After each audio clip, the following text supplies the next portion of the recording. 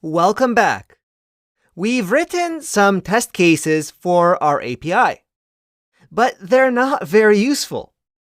Most of what we've talked about so far applies to API tests, but also to unit tests and any other kinds of tests. So let's get on with it. How do we write our API tests? We need to make requests against our API and test the response. For this, I like using the Supertest library. Supertest allows us to make requests against our Node HTTP servers. And it also provides some convenient assertions on top of what Jest provides for us.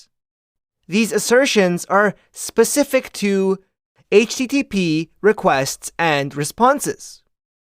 Just like with Jest, in our terminal, we'll npm install Supertest as a development dependency in our server project.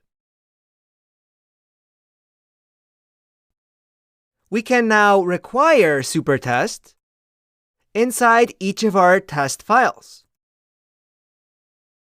And we'll call Supertest request when we use it, because Supertest will be the tool that makes requests against our API. So require Supertest. And now, how would we test our GET request?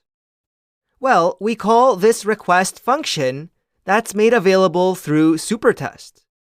So we'll set our response to be equal to request, and we need to pass something into this request. Supertest expects this app object, which it so happens is the app that's exported from our app.js. It's that Express server, or that Node HTTP server, the one with the listen function, which means that in our launches test.js, we'll require our application. We'll say app equals require, and app.js is one level up out of our launches folder, and then another level up out of routes, so // app.js. And that's the object we can pass to our Supertest function.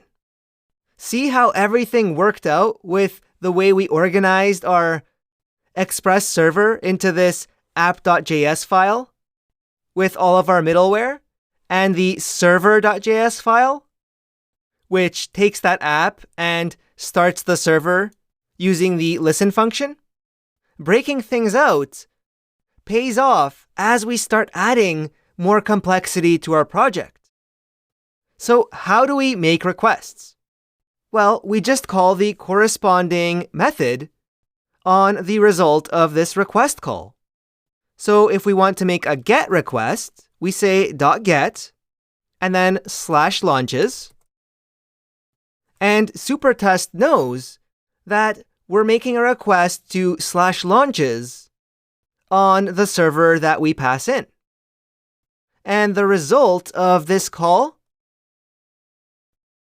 can be awaited using the await keyword, which means that we make our callback here async. You might see some old Supertest code that uses callbacks and promises everywhere, but the best way today is using the async await syntax. It's much easier to follow compared to the approach that uses callbacks. And now we can expect our response, this time specifically saying response.status code, to be 200. Let's see if we're actually testing our API. We'll do npm test in our server folder. And check it out. Our get test here took 34 milliseconds, and our assertion passed. That's why we're getting this green check mark. Now, I want to take just a moment to show that Supertest isn't magic. I know it can seem that way sometimes, and it did when I first started using it. But all this request function from Supertest is doing is taking the app object you pass it, calling the listen function on that object, and then it allows you to make requests directly against the resulting HTTP server. Just like the browser's fetch function or the Axios library.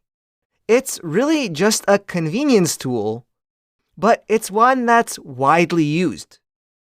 All right, so we could keep using these jest assertion statements to check the different properties like status code on our response. But when it comes to things specific to HTTP, Supertest gives us its own convenient assertions. What we can do is chain these functions, so say request app.get launches, and then chain.expect, passing in the status code that we expect to come back, so 200.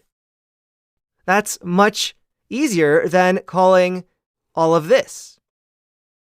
And similarly, we could call .expect and check the headers. So if we pass in a string like content-type, we can match that header to some string or to a regular expression using JavaScript's regular expression syntax. For example, saying /JSON/, which will match the content type as long as it contains the word JSON. Let's see if this works. This time, let's run npm run test-watch, and we'll build out the rest of the tests in our file for our launches while getting feedback instantly from jest when we run it in watch mode. So there's our tests passing. Looking good. We'll keep going in the next video. I'll see you soon.